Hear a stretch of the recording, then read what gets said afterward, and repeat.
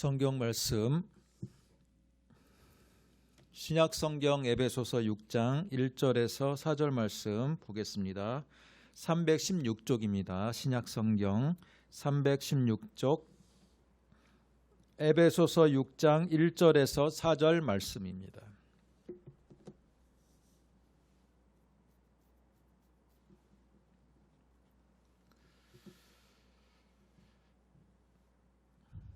다 찾으셨으면 저와 여러분이 함께 말씀을 읽도록 하겠습니다. 자녀들아, 주 안에서 너희 부모에게 순종하라. 이것이 옳으니라. 내 아버지와 어머니를 공경하라. 이것은 약속이 있는 첫 계명이니 이로써 내가 잘되고 땅에서 장수하리라. 또 아비들아, 너희 자녀를 노엽게 하지 말고 오직 주의 교훈과 훈계로 양육하라. 아멘. 자, 오늘 우리가 읽은 이 말씀을 가지고 주 안에서 순종하라 라는 제목으로 말씀을 듣도록 하겠습니다. 가정의 달 첫째 주일, 5월의 첫째 주일입니다. 지난주가 4월의 마지막 날 주일이어서 어린이 주일로서 저희가 말씀을 들었는데, 오늘은 주 안에서 순종하라 라는 의미로 이제 어버이 주일에 만든 우리가 말씀을 찾았습니다. 1890년대 그 대한민국 땅에 미국 선교사들에 의해서 복음이 전해졌을 때 많은 조선인들이 선교사를 다 환대했던 건 아닙니다. 많은 조선인들이 다 환대한 게 아니라 오히려 여인들 또한 천민들 그런 분들이 더 환대를 했어요. 복음을. 왜 그랬을까요? 선교사들이 전한 이 말씀이 다 하나님께서 창조하신 똑같은 창조물이고 신분고화를 막론하고 다 하나님이 사랑하신다라는 이 복음이 누구에게 더 마음에 와닿았을까요? 높으신 양반들에게보다는 평상시에 많이 천시받고 존경받지 못하는 그런 일반 백성들에게 더 마음에 와닿은 거예요. 하나님이 나를 천민으로 창조하시긴 게 나를 저주하기 위함이 아니라 하나님이 나도 귀한 생명으로 창조하셨구나, 하나님의 형상으로 창조했구나 라는 그 메시지에 감동을 받았어요. 또한 양반 그룹들이 복음을 꽤나 멀리했던 이유는 뭐냐면, 저 종교는, 서양에서 온 저 종교는 위아래도 없다, 부모도 모르는 종교다라는 이미지가 강했습니다. 여러분, 조선시대 때 지금도 부모가 돌아가셨을 때 엄청나게 거대한 상을 마련하고 그 안에 여러 가지 각종의 음식을 마련하고 또 유교의 예에 따라서 여러 가지 복잡한, 그죠? 제사의 의식 얼마나 많습니까? 그런데 선교사들이 와서 딱 하는 거 보니까 그냥 뭐 추도 예배, 입관 예배, 뭐 그 임종 예배, 몇 가지 예배도 그렇게 뭐 차려놓고 하는 것도 아니고, 그렇습니까? 안 그렇습니까? 차려놓고도 한 것도 아니고 성경책 펴고 몇 장 부르고 말씀 듣고 기도하고 그러고 끝나는 거예요. 너무 간단한 거예요. 그러니까 기존의 양반 세력들이 볼 때는 저 종교는 부모도 모르는 종교다, 그렇게 해서 굉장히 처음에는 마음의 문을 굳게 닫았습니다. 과연 그럴까요? 그러면 유교는요 유독 부모의 권위를 더 강조하고 부모를 섬기는 것에 대한 굉장한 관심과 강조점이 있는 종교입니다. 왜 그럴까요? 유교에게 있어서 부모님은 자신의 자신을 태어나게 한 창조자와 같은 거예요. 왜? 유교의 세계관에는 하나님이 없어요. 신이 없어요. 오직 부모가 있는 거예요. 나를 낳아준 부모님이 계시는 거야. 그러면 어떡합니까? 나를 낳아준 부모님이 거의 신과 같은 존재인 거예요. 조물주와 같은 존재인 거예요. 그러니까 부모에 대한 이 강조점은요, 거의 신급이에요. 신급. 거의 신급과 같이 강조를 하는 겁니다. 부모님이 아무리 못났어도 부모님에 대한 무조건적인 충성, 그게 바로 유교의 기본 질서라고 볼 수 있습니다. 여러분, 특히 어버이절이 되면요, 힘든 성도들이 있어요. 어떤 성도들이 있을까요? 부모가 없거나, 또는 부모가 있는데 부모님이 너무 자녀들을 막대해요. 소위 말해서 세상 사람들에게 손가락질을 받는 부모야. 술주정뱅이가 됐든 뭐가 됐든 개차반이 됐든 부모님이 하여튼 존경받을 구석이 별로 없어. 자녀들한테도 모범이 안 돼. 그런데 어버이절이 되었고 예배를 드리는데 앞에서는 무슨 말씀을 합니까? 부모님에게 순종하라. 부모님에게 무조건 순종하라. 라는 그 메시지가 들려오는 거예요. 그러면 그 사람의 마음이 어떨까요? 그 사람의 마음이 어때요? 대답 한번 해보세요. 그 사람 마음이 어떨까?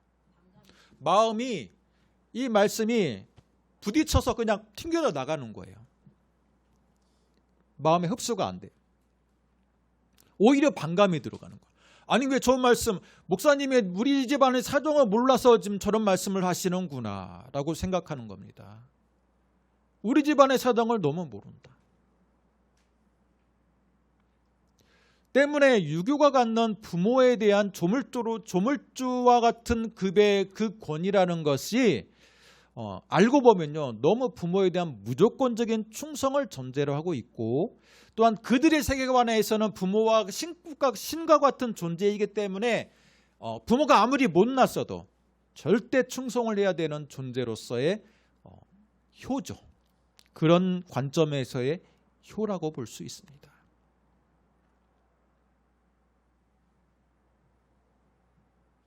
그런데 오늘 우리가 읽은 이 말씀을 보면요, 6장 1절, 자녀들아 주 안에서 너희 부모에게 순종하라. 이것도 어떻게 보면 많은 유교와 기본 셔머니즘적인 우리 토양이 있는 한국인들이 볼 때 이 부분도 딱 보면 이제 좀 알아요. 이 말씀 보니까 기독교가 부모를 모르는 종교가 아니라 주 안에서 순종하라, 부모에게 순종을 요구하는 종교이구나 라는 것을 알 수 있어요. 그러나 한 가지 단서가 있어요. 무슨 단서가 있습니까? 주 안에서 너희 부모에게 순종하라 라는 거예요. 이것은 주 안에서가 강조가 되고 있는 부분이에요. 만약에 주 안에서를 빼봐요. 자녀들아 너희 부모에게 순종하라, 이것이 옳으니라. 자, 이것만 주 안에서를 빼면요, 이건요 모든 기본 도덕을 기반으로 하는 모든 종교하고 일맥상통하는 강조점이에요. 그렇지 않습니까? 그런데 기독교가 도덕을 기반으로 하는 기본 유교와 다른 점은 뭐냐면 주 안에서가 강조되고 있다는 거예요. 유교적인 세계관에서는 뭐라고 했습니까? 부모가 조물주와 같은 위치였다면 기독교적인 세계관에서 부모의 위치는요, 조물주가 아니에요. 진정한 나의 창조자는 하나님이에요. 하나님이 계셔요. 그런데 이 하나님이 나를 이 세상에 태어나게 하기 위해서 부모를 사용하신 거예요. 부모를 사용하신 거예요. 마치 하나님께서 이 땅에 에덴 동산을 창조하시고 에덴 동산을 직접 하나님이 다스리신 게 아니라 누구를 세웠습니까? 동산지기 아담과 하와를 세워서 그들을 통해서 하나님의 통치가 이루어질 수 있도록 하셨던 것처럼 하나님께서 우리의 생명을 직접 이 세상에 보내시기 전에 부모를 세우셔서 우리에게 하나님의 말씀을 들을 수 있는 은혜를, 기회를 주셨다라는 거예요. 부모를 통해서 대리로 하나님의 사랑이 부모를 통해서 간접적으로 알려질 수 있도록 하나님께서 가정이라는 제도를 세우셨다라는 거예요. 그렇기 때문에 부모에게 순종하라는 겁니다. 왜? 하나님께서 너희 부모를 먼저 이 땅에 태어나게 해서 너희들이 이 땅에 태어날 것을 부모를 통해서 다 준비하고 예비하셨기 때문에 너희들은 부모의 권위에 순종해야 된다. 뿐만 아니라 부모는 너희들을 어렸을 때부터 하나님의 말씀으로 또한 하나님의 그 뜻을 반영해서 가정에서 교육을 시킨다는 전제 하에서 부모에게 순종하라라는 겁니다. 때문에 부모가 너무나도 안티크리스찬이고, 그렇죠? 신앙생활하는 것에 대해서 절대 반대한다면 그 자녀는 부모의 권위에 무조건적으로 순종할 필요는 없다라는 게 또한 이 말씀을 적용하는데 그렇게도 해석이 될 수 있다라는 거예요. 그렇기 때문에 아주 예민한 문제예요. 신앙의 갈등 속에 있는 그 자녀들, 부모와 자녀가 신앙이 안 맞아요. 그런 자녀들 속에서 이 말씀을 어떻게 적용할 것인가라는 건요, 굉장히 예민한 문제이고 또한 많이 깊이 고민해 보아야 될 문제입니다. 무조건 부모에게 순종하라고 하는 것은 유교가 돼버려요. 무조건 유교가 돼버립니다.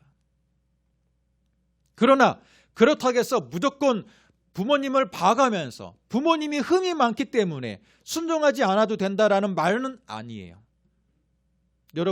여러분이 분명히 성장하면서 점점 어렸을 때는 부모가 모든 것을 다 할 수 있는 전지전능한 존재같이 보일 겁니다.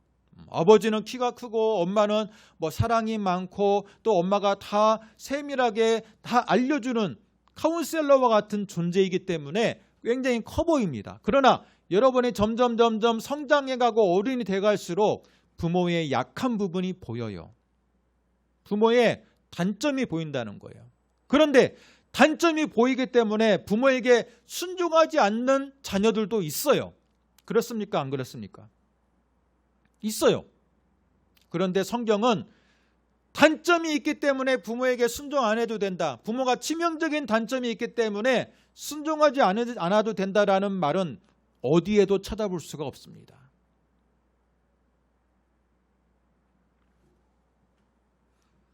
주 안에서 순종하라. 이것이 옳으니라 라는 말씀만 있을 뿐이에요. 때문에 부모에게 순종한다는 것은 부모가 단점이 없어서 순종한다는 의미라기보다는 단점이 있음에도 불구하고 하나님께서 우리 부모를 통해서 나의 생명을 이 땅에 보내셨기 때문에 그 권위에 순종하라. 즉 부모에게 순종한다는 것은 하나님의 권위에 순종한다는 게 전제가 된다는 표현입니다. 반대로 말하면 부모가 흠이 있어서 순종하지 아니한다는 것은 하나님이 세운 질서에 순종하지 아니한다는 의미이기 때문에 하나님의 권위조차도 순종하지 않을 가능성이 높다라는 거예요.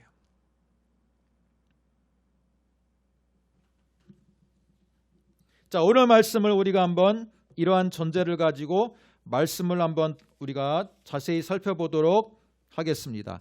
여러분, 성경의 맨 뒷장을 한번 열어보시기 바랍니다. 십계명이 어디에 있는지 알아요? 십계명 출애굽기 20장에 있지만 맨 뒷장에도 있어요. 맨 뒷장에 한번 열어보세요. 맨 뒷장에 보면 십계명을 찾을 수 있습니까? 자, 여기 맨 뒷장. 얇은 종이가 아니라 두꺼운 종이 있잖아요. 맨 뒷장. 거기 보면 십계명이 있습니다. 제1계명과 4계명을 잠깐 봐보시기 바랍니다. 너는 나 외에는 다른 신들을 내게 두지 말라. 1계명. 2계명은 뭡니까? 우상을 만들지 말라. 3계명. 여호와의 이름을 망령되이 부르지 말라.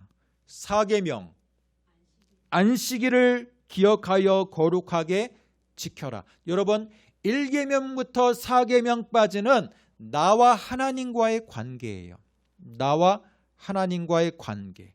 하나님을 어떻게 최소한 어떻게 섬겨야 되는지 가장 기본 규칙이 되는 4가지를 10계명의 4가지가 바로 1계명부터 4계명에 나온다는 겁니다. 그러면 5계명부터 10계명 마지막 10번째 계명까지는 이 6가지는 뭡니까? 나와 하나님과의 관계가 아니라 나와 수평적인 관계, 이웃들과의 관계, 내가 하나님이 창조한 백성들과 어떤 관계를 맺어야 되는지에 대한 인간의 관계를 표현하고 있어요. 그런데 그 중에 인간의 관계를 가장 표현하는 가장 첫 번째가 바로 5계명이에요. 한번 5계명을 보겠습니다. 같이 읽겠습니다. 내 부모를 공경하라. 그리하면 내 하나님 여호와가 내게 준 땅에서 내 생명이 길리라. 이게 제 5계명이에요. 나머지 6계명부터 잠깐 읽어봅니다. 살인하지 말라, 간음하지 말라, 도둑질하지 말라, 내 이웃에 대하여 거짓 증거하지 말라, 내 이웃의 집을 탐내지 말라. 자, 여러분 그러면 5계명부터 마지막 10번째 계명에 이 6가지 계명이 있는데 이게 5계명과 나머지 계명의 차이점이 뭡니까?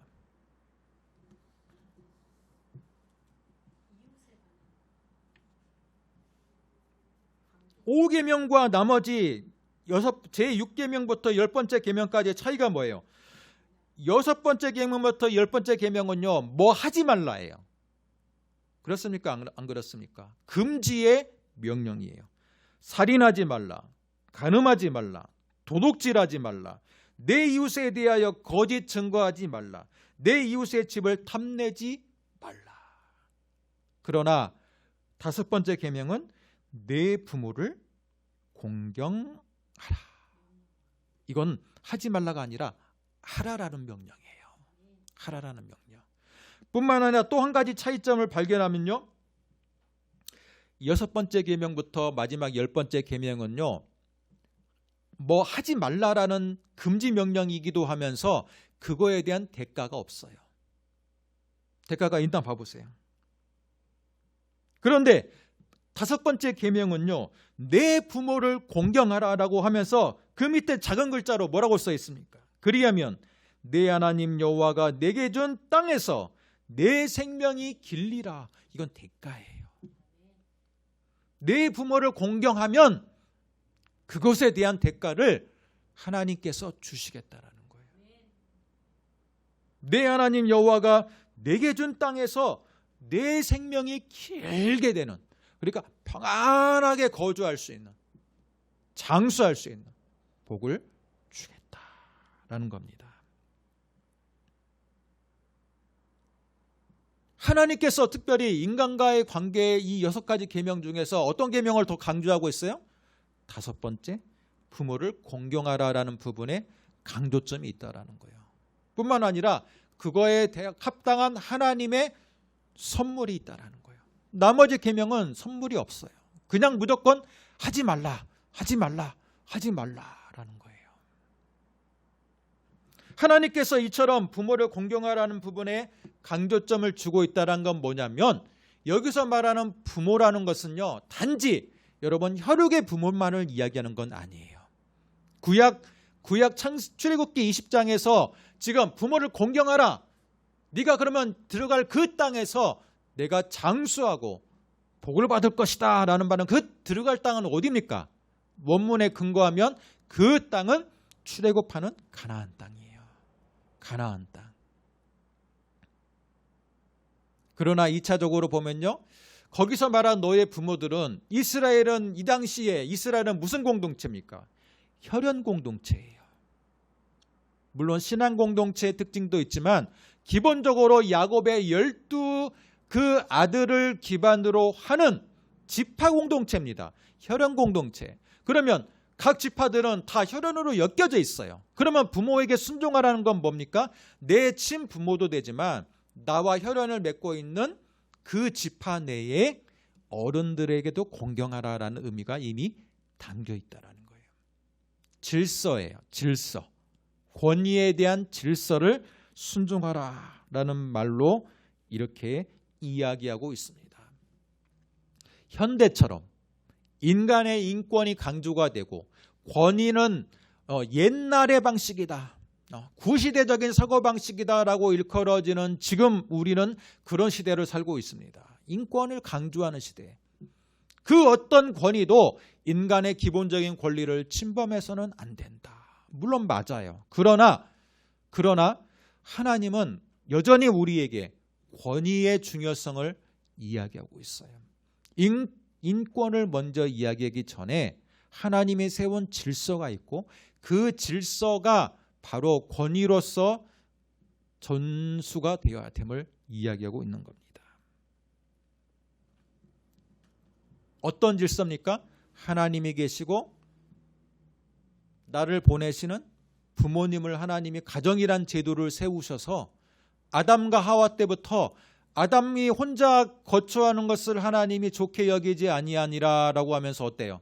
아담에게 하와를 줬고 하와를 통해서 생육하고 번성할 수 있는 축복을 줬고 이것을 통해서 가정을 이루는 복을 줬고 가정을 통해서 그 가정에서 교육을 통해서 하나님의 말씀의 교육이 이루어지는 하나님의 계획이 있었고 그 계획대로 아담과 하와는 자자손손 하나님에 대해서 계속해서 가르치는, 그러므로 신앙이 계속 전승이 되는 그 시스템을 하나님이 이미 계획하셨다라는 거예요. 그렇기 때문에 하나님이 계획한 그 가정이란 시스템에 있는 나의 부모님은 바로 나에게 신앙의 전수자이자 하나님의 사랑을 간접적으로 보여주는 몽학선생 같은 역할을 감당하고 있다는 겁니다. 그렇기 때문에 부모의 권위에 순종하는 것이 결국 하나님의 권위에 순종하는 것이다 라는 거예요. 자, 그렇기 때문에 오늘 우리에게 주시는 이 말씀을 통해 한 가지 먼저 교훈을 드리면 뭐냐면 부모를 공경하는 일은 바로 신앙의 성격을 갖는다는 거예요. 아니, 부모를 공경하는 게 무슨 신앙을 갖습니까? 신앙의 성격입니까? 라고 반문할 수도 있어요. 예수를 믿지 않는 사람들도 부모를 공경합니다. 그러면 그게 신앙의 성격입니까? 라고 반문할 수 있습니다.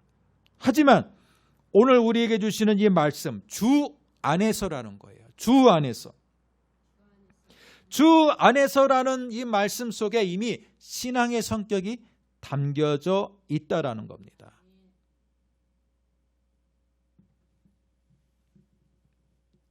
하나님께서 부모에게 신앙을 가르칠 수 있는, 도덕적인 교훈을 가르칠 뿐만 아니라 신앙을 가르칠 수 있는 그 전제가 이미 이 말씀 속에 담겨 있다라는 거예요. 주 안에서 너희 부모에게 순종하라. 바로 신앙, 부모는 계속해서 하나님의 말씀을 가르칠 수 있는 위임받은 권세가 있다라는 거예요. 어떤 사람은 그래요. 나는 어려서부터 부모님 따라서 예수를 믿었지만 내 자녀에게는 신앙을 강요하고 싶지는 않습니다. 그렇게 생각하는 직분자들이 의외로 있어요. 제가 교육전사를 하고요, 부목사를 할 때에도 보면요, 가끔 구역예배 드리면서 하는데 집사님이에요. 고령의 집사님. 그런데 말씀을 나누다 보면 그런 말을 해요. 나는 나는 교회 다니지만 내 자녀에게는 종교의 자유를 주고 싶다. 내가 굳이 강요하고 싶진 않다. 그렇게 당연하게 이야기하는 분들도 있더라고요.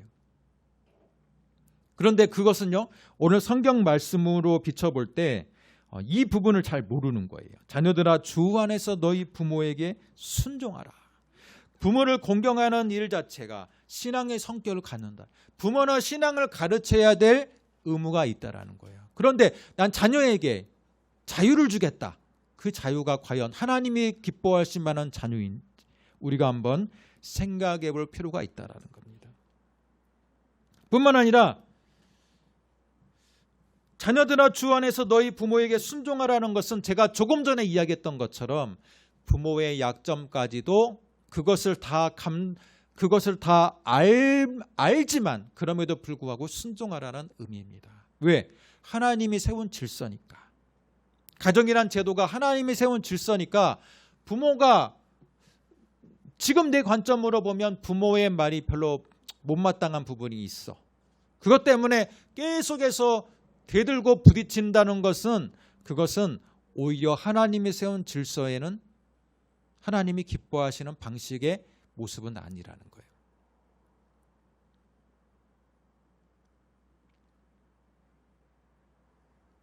계속해서 부족한 부분들에 대해서 같이 한번 이야기하고 조정해 나가는 과정을 거쳐야지 무조건적으로 비난하거나 부모에 대해서 무조건적으로 순종하지 아니하는 것은 하나님이 원하시는 방법은 아니라는 겁니다.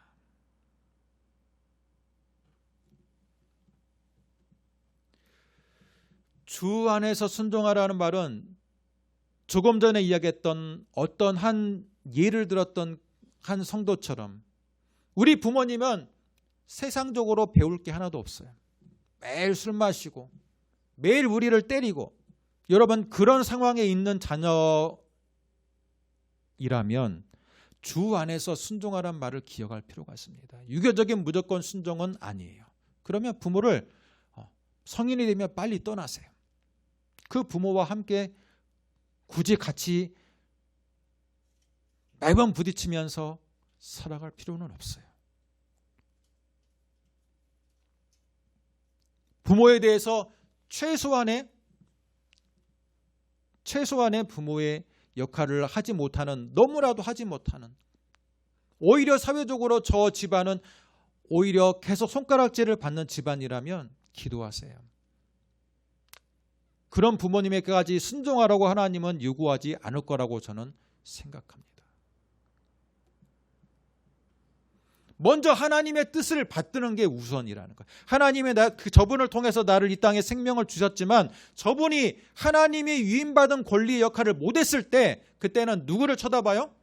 나에게 직접 나를 이 세상에 직접 이 세상에 보내신 하나님을 의지하며 부모를 떠나는 겁니다. 부모에게 대항할 수 있는 권한도 있는 거예요. 그렇기 때문에 오늘 우리에게 주시는 주 안에서 부모에게 순종하라는 것은 절대적인 무조건적인 명령이 아니라는 겁니다. 한마디로 말하면 하나님의 조건적인 명령이 담겨있는 구절이다라고 볼 수 있습니다. 신앙의 성격이 있다라는 거예요. 유교는 어때요? 무조건적인 순종입니다. 왜? 조물주와 같은 위치니까. 그러나 기독교에서 말하는 부모에게 순종은 나의 진정한 조물주, 창조자는 하나님이시기 때문에, 그죠? 부모가 그 창조의 질서를 제대로 이행하지 못했을 때 부모에게 대항하고 부모를 떠날 수 있는 권리가 있다라는 거예요. 조건적인 순종이라는 거예요. 조건적인 순종이라는 겁니다.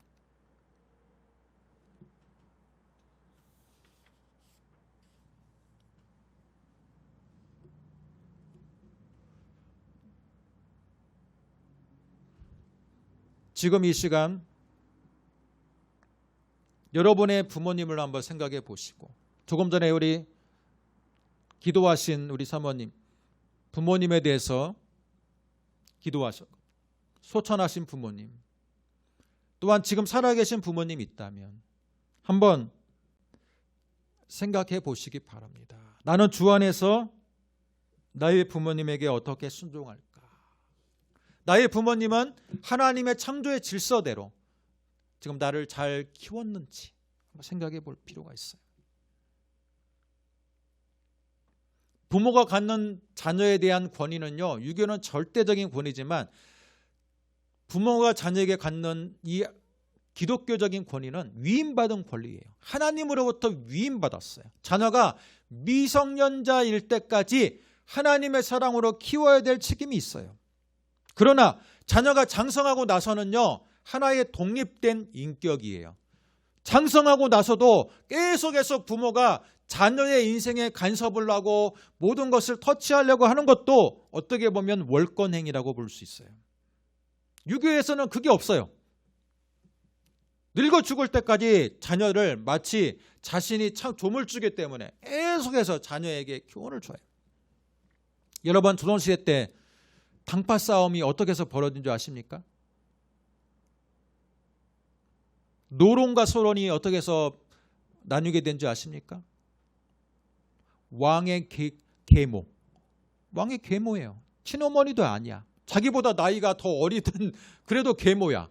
계모가 지금 죽었어요. 근데 왕 입장에서는 자기가 나이보다 나이가 더 어려요. 그런데 상복을 입어야 되느냐 말아야 되는 문제로 싸웁니다. 그것도 상복을 1년 입을 거냐 3년 입을 거냐로 싸웁니다. 그게 뭡니까? 그래도 계모일지라도 어머니라는 거예요. 어머니의 권위는 절대적이니까 왕까지도 상복을 입어야 되느냐 마느냐, 1년을 입어야 되느냐 3년을 입어야 되느냐로 싸우는 거예요. 그 정도로 무조건적인 충성과 복종입니다. 그러나 우리는 하나님께 위임받은 권리이기 때문에 자녀가 장성할 때까지 하나님의 말씀으로 키워야 될 책임이지만 장성한 이후부터는 이 자녀들도 엄연한 하나의 하나님의 사랑받는 인격체예요. 그렇죠? 그렇기 때문에 여러분, 미성년 시절의 자녀에게 깊은 관심과 사랑을 쏟아야 돼요.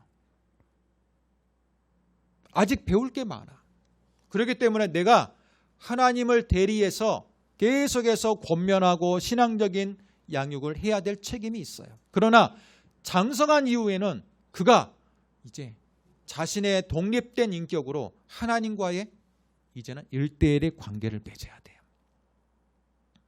그 이후에도 계속해서 유교적인 관념을 가지고 이거 해라 저거 해라, 우리 연속구 보면 절대적으로 계속해서 부모의 자녀의 인생에 개입하는 모습들을 꽤나 보지 않습니까?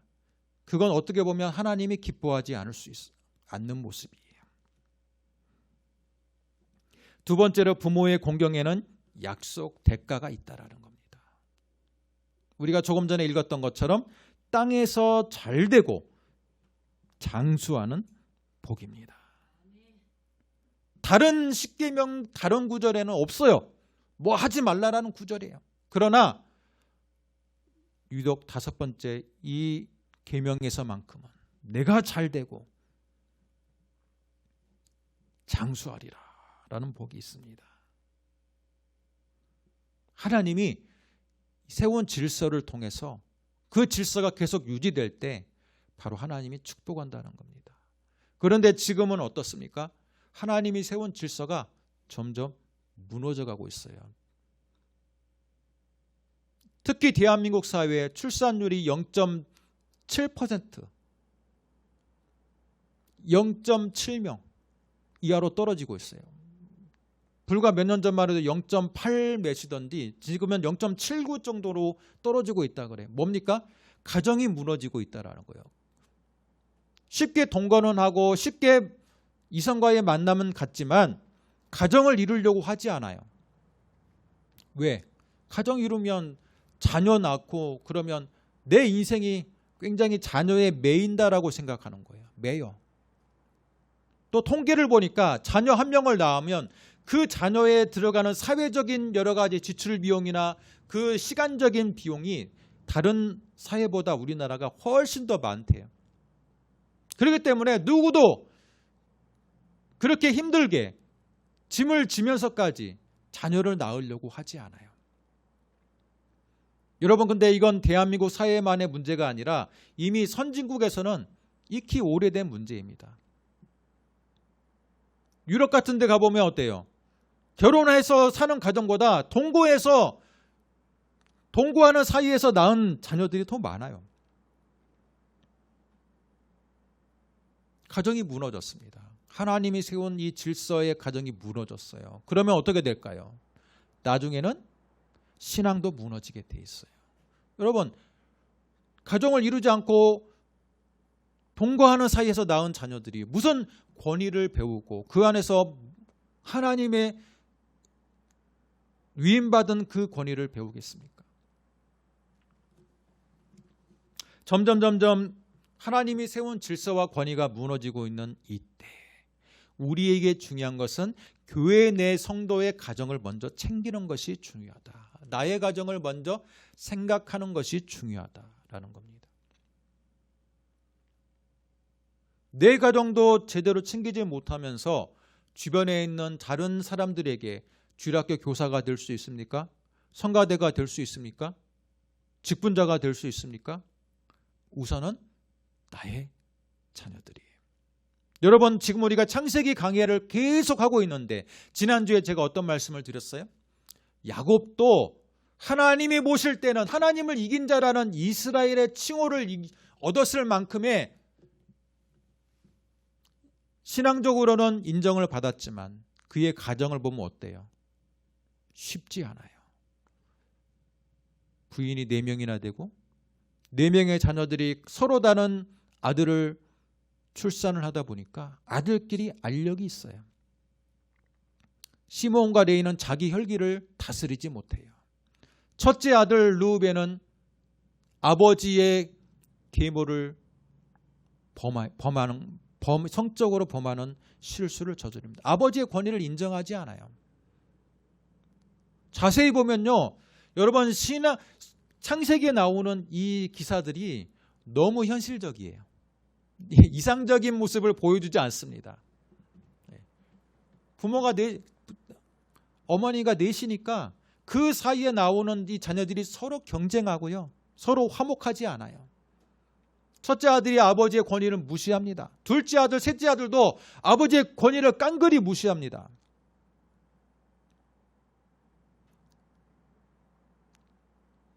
그런데 야곱이 어떤 사람이에요? 하나님으로부터 하나님을 이긴 자라는 호칭을 받은 자예요. 신앙적으로는 괜찮은 사람이라고 인정을 받았어요. 그런데 신앙의 가정에서도 그런 아들이 생기는 거예요. 그만큼 자녀를 키우는 것은 쉽지가 않아요. 그러나 그럼에도 불구하고 야곱은 인내합니다. 르우벤을 쫓아내지도 않아요. 자기 계모를 범했음에도 불구하고 인내합니다. 둘째, 셋째가 세겜의 족속들을 모조리 칼날로 다 죽여버렸을 때도 쫓아내지 아니하여 인내합니다. 계속해서 그가 얼마나 고민하고 기도했을까요? 그렇지 않습니까? 요셉이 죽었다는 소식을 듣고 계속 눈물을 흘리면서 인내합니다. 그 인내의 결과를 하나님이 다 받으시고 나중에는 다시 그 집안을 사용하시는 말씀을 우리는 창세기에서 발견합니다. 우리는 야곱을 통해서 교훈을 받아야 돼요. 우리 자녀들이 다 잘된 건 아니에요. 여러분의 자녀들이 다 잘되는 것은 아닐 거예요. 그러나 야곱의 자녀도 다 잘되지는 않았어요. 세상 사람들이 손가락질할 만한 자녀들이 있었어요. 12명의 자녀들 가운데. 그러나 어떻습니까? 그들을 내치기보다는 계속해서 인내하는 거예요. 왜?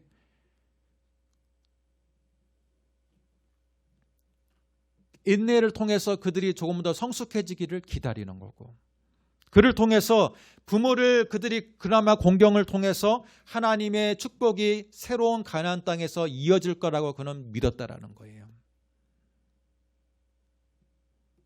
때문에 부모와 자녀의 관계는 절대적인 관계는 아니에요. 그러나 부모에게도 책임이 있는 관계예요. 부모는 분명히 자녀를 책임져야 되는 관계. 그들을 하나님의 말씀으로 계속해서 권면하고 인내하면서 기도를 해줘야 될 책임이 있어요. 자녀들은 부모가 마음에 들지 않을지라도 하나님이 세운 질서, 가정이라는 질서를 통해서 나에게 생명을 주신 분이기 때문에 부모의 권위에 순종할 책임이 서로 간에 있다라는 거예요. 한마디로 뭡니까? 가정에서 부모와 자녀는 부모에게 순종하는 이 관계가 일방적으로 순종하는 관계가 아니라 부모에게도 책임이 있는 쌍방의 책임과 의무가 있는 관계라는 겁니다. 만약에 내 부모가 너무나도 아니다 싶으면 그냥 떠나세요. 주 안에서 순종할 수 있는 부분이 없다라는 것은 그건 어쩔 수가 없는 겁니다.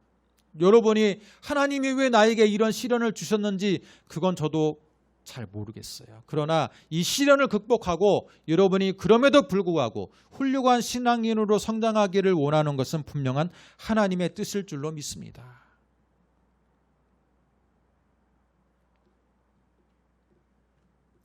자, 말씀을 한 번 더 읽고 말씀을 정리하겠습니다. 자녀들아, 주 안에서 너희 부모에게 순종하라. 이것이 옳으니라. 내 아버지와 어머니를 공경하라. 이것이 약속이 있는 첫 계명이니 이로써 내가 잘되고 땅에서 장수하리라. 여러분, 2절은요 어디에 있는 부분입니까? 출애굽기 20장 12절에 있는 십계명의 말씀이에요. 사도 바울도 에베소서 6장에서 부모에게 순종하는 말씀할 때 어디 부분을 언급해요? 십계명에 있는 제5계명을 언급해요. 구약의 말씀이라고 해서 안 가져오는 게 아니에요. 구약의 말씀도 분명히 현대 신약시대 이후를 살고 있는 지금에도 필요한 말씀이라는 거예요. 내 아버지와 어머니를 공경하라. 이것이 약속 있는 첫 계명이니 출애굽기 20장 12절. 이로써 내가 잘되고 땅에서 장수하리라. 네가 하나님의 세운 질서, 가정의 질서를 인정하느냐? 그러면 하나님 당신도 너희 자녀들을 인정할 것이다. 땅에서 축복하고 장수할 수 있도록 하나님이 복을 주실 것이다 라는 겁니다. 다른 건 대가가 없어요. 10계명에 다른 건 대가가 없는데 이 5번째 계명만큼은 대가가 있어요. 그건 뭐예요? 하나님이 그만큼 하나님이 세운 가정의 질서를 중요하게 생각한다는 거예요. 권위의 질서를 중요하게 생각한다는 거예요.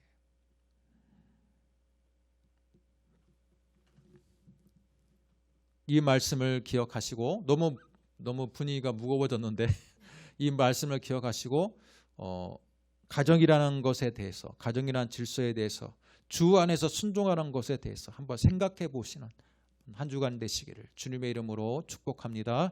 기도하겠습니다. 하나님 아버지, 은혜와 사랑을 감사합니다. 오늘 주 안에서 순종하라는 제목으로 우리가 말씀을 들었습니다. 가정의 달이고 우리가 점점 가정의 질서가 무너지고 있는 이때 하나님이 세운 가정의 질서를 통해서 신앙이 전수되기를 원하고 권위가 존중받기를 원하는 그 하나님의 마음을 우리가 기억합니다. 이 질서대로 살아감으로 인해 더욱더 하나님의 축복이 나와 우리 자녀들에게 자자손손 이어질 수 있도록 하나님께서 믿음으로써 지켜주시고 축복하여 주옵소서.